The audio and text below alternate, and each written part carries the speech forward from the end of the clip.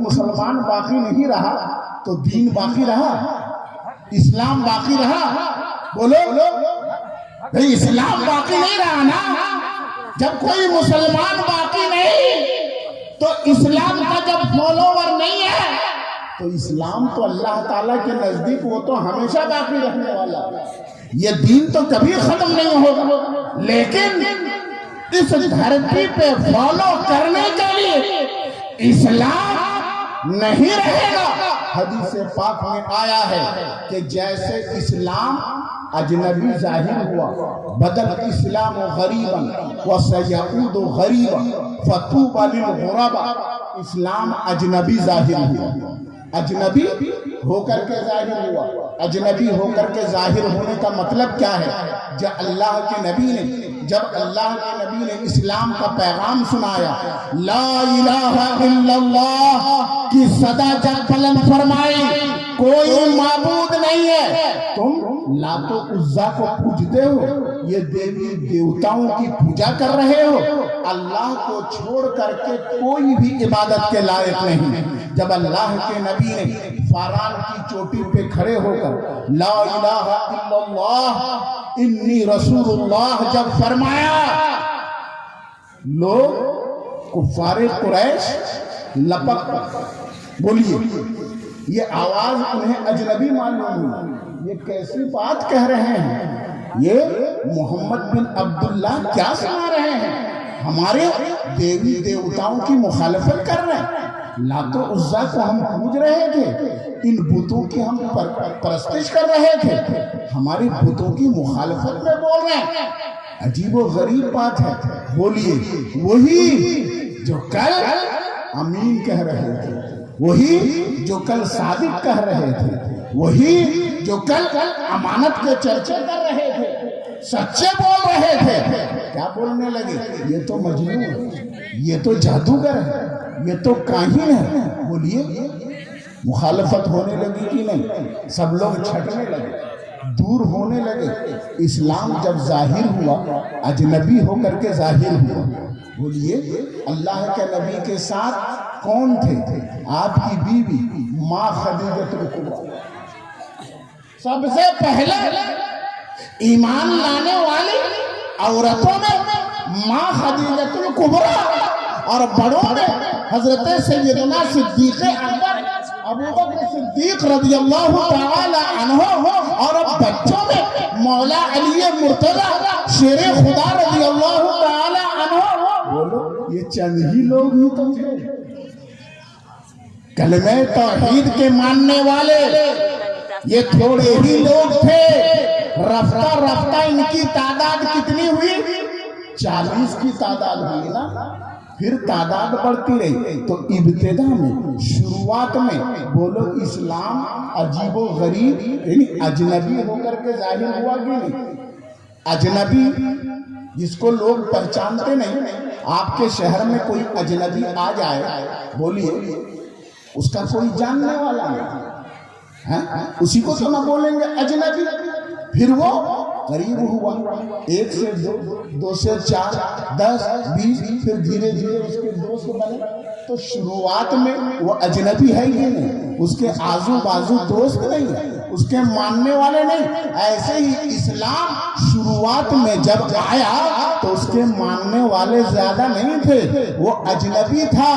اور ایک وقت آئے گا کہ ماننے والے لاکھوں میں نہیں، کروڑوں میں نہیں، اربوں میں۔ اللہ کے نبی نے اشارہ بھی فرما دیا، تعداد کم نہیں ہوگی، بڑھتی چلی جائے گی، بڑھتی چلی جائے گی۔ لیکن جیسے جیسے تعداد بڑھے گی، ایمان کمزور بھی ہوتا چلا جائے گا، اسلام کمزور بھی ہوتا چلا جائے گا۔ اور نتیجہ کیا ہوگا؟ آخری وقت میں پیارے نبی نے فرمایا وَسَيَعُودُ غَرِيبًا، جیسا تھا ویسا ہی ہو جائے گا، جیسا تھا اجنبی تھا پھر اجنبی ہو جائے گا، اجنبی ہو جائے گا۔ اب کوئی ٹوپی لگا کر کے، داڑھی رکھ کر کے کوئی مسلمان اگر کسی شہر میں پہنچ جائے، لوگ اجنبی نگاہوں سے دیکھتے، یہ کون آ گیا داڑھی والا، یہ کون آ گیا ٹوپی والا؟ اب آپ دیکھیں، غور کریں، ماحول ایسا بنتا چلا جا رہا ہے کہ علماء کو دیکھ رہے ہیں تعجب کی نگاہ سے، طالب علموں کو دیکھ رہے ہیں تعجب کی نگاہ سے، دور ہو رہے ہیں، قریب نہیں ہو رہے ہیں، دور ہو رہے ہیں، ان سے نفرت کر رہے ہیں۔ یہ ماحول بڑھتا چلا جا رہا ہے، بڑھتا چلا جا رہا ہے، اور جیسے جیسے قیامت قریب آئے گی یہ ماحول اور بڑھتا چلا جائے گا، اور ایک وقت ایسا آئے گا، پیارے نبی نے ارشاد فرمایا کہ ایمان کا حال ایسا ہو جائے گا کہ ایمان بچانا لوگوں کے لیے ایسا مشکل ہو جائے گا جیسے اپنے ہاتھ میں آگ کا انگارہ رکھنا۔ آگ رکھنا جیسے مشکل ہے نا، ایسے ہی ایمان بچانا مشکل ہو جائے گا۔ ایسا بھی وقت آئے گا جو ایمان والے ہیں، جو سچے مسلمان ہیں، خدا نہ کرے ہم کو وہ دن دیکھنا پڑے، ایک وقت ایسا آئے گا، اللہ کے پیارے نبی نے ارشاد فرمایا جو سچے ایمان والے ہیں اپنے دین کو، اپنے ایمان کو بچانے کے لیے پہاڑ کی چوٹی پہ چلے جائیں گے، پہاڑ کی چوٹی پہ چلے جائیں گے۔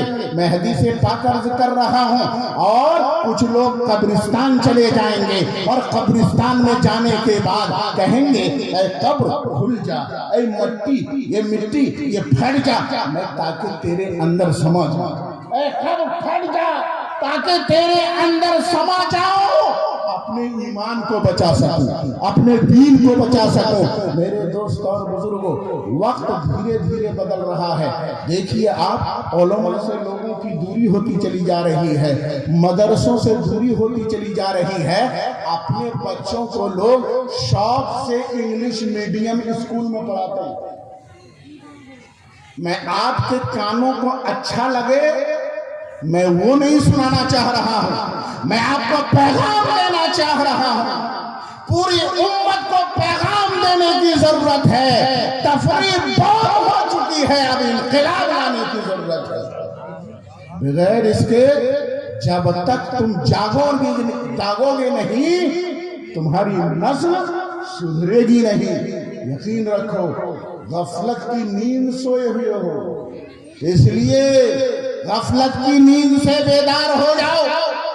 انگلش میڈیم میں ہم اپنے بچے کو پڑھاتے ہیں، پیسہ کما رہے ہیں، انگلش میڈیم میں پڑھاتے ہیں، 2000-3000 روپیہ پر منتھ اس بچے پہ خرچ کرتے ہیں، فیس دیتے ہیں۔ بولیے میں غلط کہہ رہا ہوں؟ ہوتا ہے کہ نہیں ہوتا؟ اور کچھ لوگ اس سے زیادہ مہنگے اسکول میں پڑھاتے ہیں، 5-5 ہزار روپیہ فیس دیتے ہیں، اور کتاب کے نام پر کتاب لکھ دیا ٹیچر نے، اتنی کتابیں 10,000 روپے کی کتاب ہو گئی، فیس اوس ملا کے سب ملا جلا کے 10,000 روپے۔ شوق سے جا کر کے ہم فوراً پیڈ کر کے آتے ہیں۔ بچہ اعلیٰ تعلیم حاصل کرے گا، انگلش میڈیم میں پڑھے گا تو پھر انگلش بولے گا، یہی مقصد ہے نا۔ اور جو کمزور بچہ ہوتا ہے، اپا حاج کسی لائق نہیں، ذہنی اعتبار سے کمزور، بولو چلو اس کو مدرسے میں ڈالو، اس کو مدرسے میں ڈالو، بہت شریر ہے، بدماش ہے، ارے ماں باپ کو پریشان کرتا ہے، چلو بھیج دو مدرسے میں، وہیں جا کر کے ٹیچر کا دماغ کھائے گا، وہاں بھی تیز بچے کو انگلش میڈیم، جو بھگتا ہے اس کو مدرسے میں، اور اس پہ بھی مدرسے میں اگر پہنچا اور مدرسے والوں نے کہا کہ 500 روپیہ اس کا ایڈمیشن فیس ہوگا، تو وہیں سے فوراً ناک بھون چڑھا کر کے واپس آتے ہیں، چندہ دے کر کے ہم لوگ مدرسہ چلاتے ہیں، اور بچوں کے ایڈمیشن کے لیے 500 روپیہ فیس، وہ فیس کہاں جائے گا؟ بولیے، آپ کی بچے کی تعلیم کے لیے، تعلیم کا معیار اونچا کرنے کے لیے، مدرسے کا معیار اونچا کرنے کے لیے، وہ پیسہ جب آپ دیں گے تو مدرسہ آگے بڑھے. یہ مزاج بدلنا ہوگا. ارے وہاں تو انگلش میڈیم میں پڑھ کر کے اپنا ایمان ہو سکتا ہے وہ اسکول میں چھوڑ کر کے آئے. ہو سکتا ہے وہ کلکٹر بن جائے, ہو سکتا ہے وہ ڈاکٹر بن جائے, انجینئر بن جائے, لیکن یہ ضروری نہیں ہے وہ دیندار بھی بن کر آئے. ضروری نہیں ہے. لیکن مدرسے میں جائے گا, عالم بنے گا, حافظ بنے گا. ارے اگر عالم بن بھی نہیں سکا, حافظ بن بھی نہیں سکا, تو کم سے کم مدرسے کی ہوا تو لگے گی, مدرسے کا ماحول تو اس پہ اثر کرے گا. اگر طالب علم ہی رہا, زندگی بھر طالب علم ہی رہا اور اپنے آپ کو طالب علم سمجھتا رہا, تو اس کی فضیلت کتنی ہے. اللہ کے نبی نے فرمایا ان الملائکۃ لا تضع اجنحتها رضا لطالب العلم. فرشتے طالب علم کو خوش کرنے کے لیے, ان کو راضی کرنے کے لیے اپنے پروں کو وہ بچھا دیتے ہیں. طالب علم کو راضی کرنے کے لیے فرشتے اپنے پروں کو بچھا دیتے ہیں. وہ طالب علم بھی اگر رہے زندگی بھر, بولو وہ اپنی بھی نجات کا سامان بنا لیا اور ماں باپ کے لیے بھی. توجہ چاہوں گا, جو باپ جو ماں اپنے بچے کو مدرسہ بھیجتے ہیں اور وہاں جا کر کے سب سے پہلے اپنی توتلی زبان میں بسم اللہ الرحمن الرحیم پڑھتا ہے, تو روایت میں آتا ہے کہ ایک باپ جبکہ اس کا بچہ اس کی بیوی کے پیٹ میں تھا, اسی حال میں باپ گزر جاتا ہے, اس کا انتقال ہو جاتا ہے.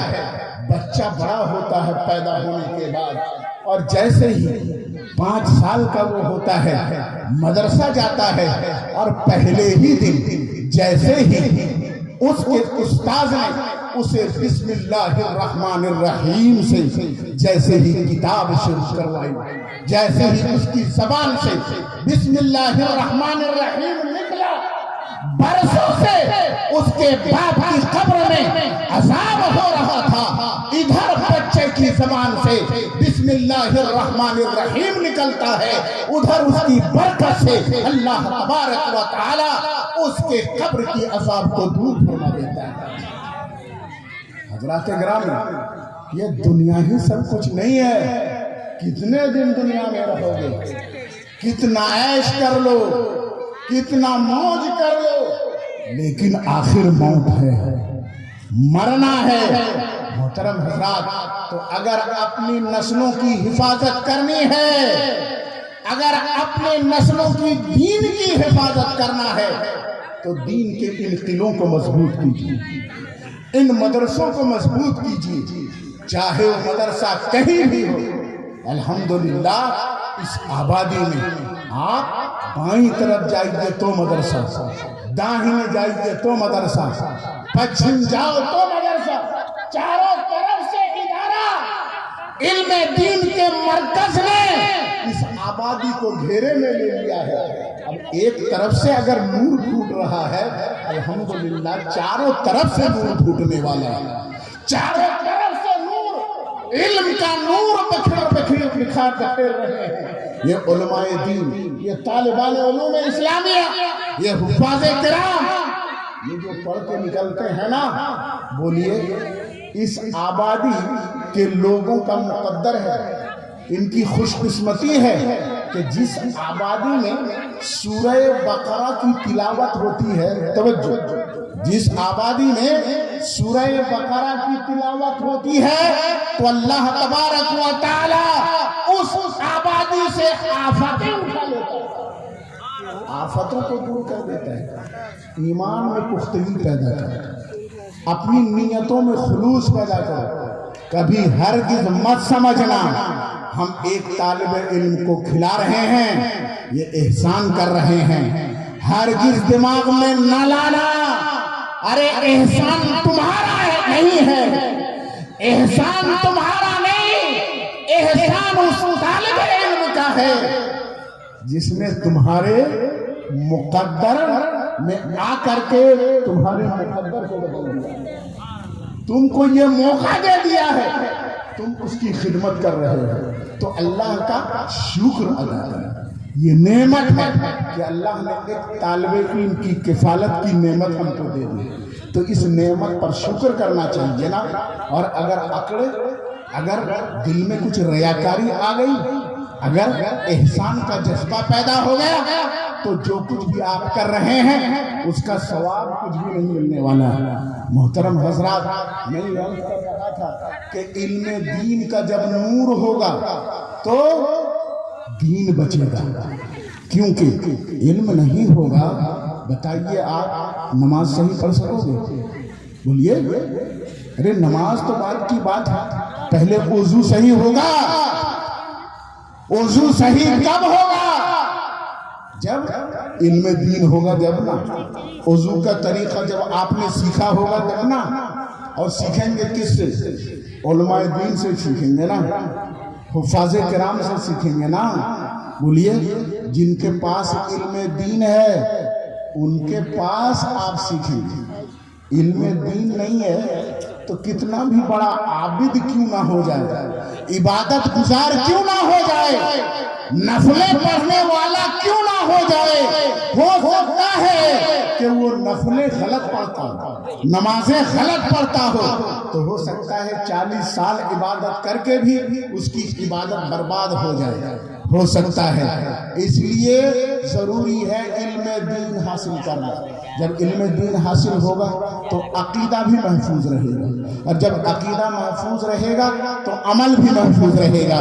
بولو، عمل کر رہے ہو، اگر عقیدہ بگڑ جائے، درست نہ ہو، کوئی عمل کام میں آئے گا؟ بولیے، آئے گا؟ کام میں آئے گا؟ نماز کام میں آئے گی؟ روزہ کام آئے گا؟ حج و زکات؟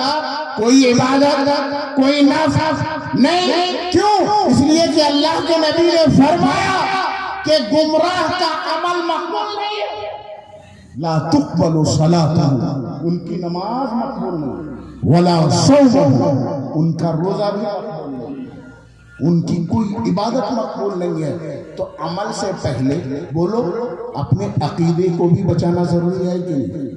عقیدہ بھی درست کرنا ضروری ہے کہ نہیں؟ اور عقیدہ درست کب ہوگا؟ جب علم دین ہوگا، جب سیکھو گے، عقیدہ معلوم کرو گے۔ اور عقیدہ کہاں سے سیکھو گے؟ علماء سے، عالم دین سے۔ اس لیے عالم دین کی صحبت میں اٹھو، بیٹھو، عالم دین کی صحبت میں بیٹھو گے، یاد رکھنا ایک مسئلہ سیکھنا، ایک مسئلہ سیکھنا، توجہ، ایک مسئلہ اگر آپ نے سیکھا نا تو پوری رات نفل نماز پڑھنے سے بہتر۔ ایک مسئلہ سیکھنا تو وہ عالم جو ہزاروں مسائل لوگوں کو سکھاتے ہیں، بولو، وہ ہزاروں رات کی نفل عبادت سے بہتر ہے۔ بہتر ہے کہ نہیں ہے؟ یہاں پر مذاق میں کچھ لوگ کہتے ہیں ایک مسئلہ ہے، اس کو غلط انداز میں پیش کرتے ہیں۔ ارے عالم لوگ بولتے ہیں کہ عالم کا سونا جاہل کی عبادت سے بہتر ہے۔ یہ مذاق کچھ لوگ بناتے ہیں، یہ بات بالکل صحیح ہے، لیکن کس عالم کا؟ عالم کا سونا جاہل کی عبادت سے بہتر ہے کب؟ جب عالم اس لیے سوئے کہ تھکان ختم ہوگی تو علم دین کو پھیلاؤں گا، لوگوں کو مسائل شریعہ بتاؤں گا، دین کی تعلیم دوں گا۔ اب وہ اس نیت سے سو رہا ہے، اور دوسرا جو عالم نہیں ہے وہ عبادت کر رہا ہے، نفل پڑھ رہا ہے، تو اس کا سونا اس لیے کہ یہ عبادت، اس کا سونا یہ عبادت دین کی تعلیم کے لیے، مسائل شریعہ کی تعلیم کے لیے ہے، تو یہ نفل عبادت سے بہتر ہے۔ اس کی نفل عبادت سے بہتر ہے۔ اس کا مطلب یہ مطلب نہیں ہے کہ نہ فرائض کا ٹھکانہ نہ واجب کا ٹھکانہ، مولوی صاحب ہے نہ نماز کا اتا پتہ، کچھ نہیں، لیکن سو رہے تو کیا وہ جو عالم غیر عالم ہے کیا رات بھر اگر نفل نمازیں پڑھتا ہے، عبادتیں کرتا ہے، تو کیا اس کی عبادت سے اس کا سونا بہتر ہو جائے گا؟ ہرگز نہیں۔ اس لیے میرے دوست اور بزرگوں، علم دین کو فروغ دو، اس لیے کہ یہ علم دین ہی دین ہے۔ اگر علم دین بچاؤ گے تو دین بچے گا، اور علم دین نہیں رہے گا تو قیامت آ جائے گی۔ اللہ کے پیارے نبی صلی اللہ تعالی علیہ وسلم نے ارشاد فرمایا ہے کہ قیامت کے قریب علم دین اٹھا لیا جائے گا۔ صحابہ اکرام نے عرض کیا یا رسول اللہ، علم دین کیسے اٹھایا جائے گا؟ جب ہم خود پڑھ رہے ہیں، قرآن پڑھا رہے ہیں، ہم اپنے بچوں کو پڑھا رہے ہیں، ہمارے بچے اپنے بچوں کو پڑھائیں گے تو علم دین کیسے اٹھا لیا جائے گا؟ پیارے نبی نے ارشاد فرمایا انما یقبض العلم بقبض العلماء، علماء دھیرے دھیرے اٹھا لیے جائیں گے، اور جب علماء اٹھا لیے جائیں گے تو اب روئے زمین میں جب عالم باقی نہیں رہے گا، جہالت کا دور دورہ ہوگا، تو پھر ایسی صورت میں قیامت قریب ہو جائے گی۔ حضرات گرامی، تو میری گزارش یہ ہے کہ اس قسم کا جو با مقصد جلسہ، مدرسے کی ترقی کے لیے مدرسے کا جلسہ ہو، یا دینی کوئی کام ہو، مسجد کی تعمیر کی، کوئی اسلامی مرکز ہو، اس قسم کے جلسے با مقصد ہوتے ہیں۔ لہذا ایسے جلسوں پہ آپ خرچ کریں، اور تفریح کے لیے جو جلسے جلوس ہوتے ہیں ان جلسوں سے آپ پرہیز کریں، تاکہ جو آپ کا پیسہ خرچ ہو وہ صحیح جگہ پہ خرچ ہو، اس کا ثواب ملے۔ مولا تبارک و تعالی ہم سب کو خیر کی توفیق عطا فرمائے۔ وآخر دعوانا ان الحمد للہ رب العالمین۔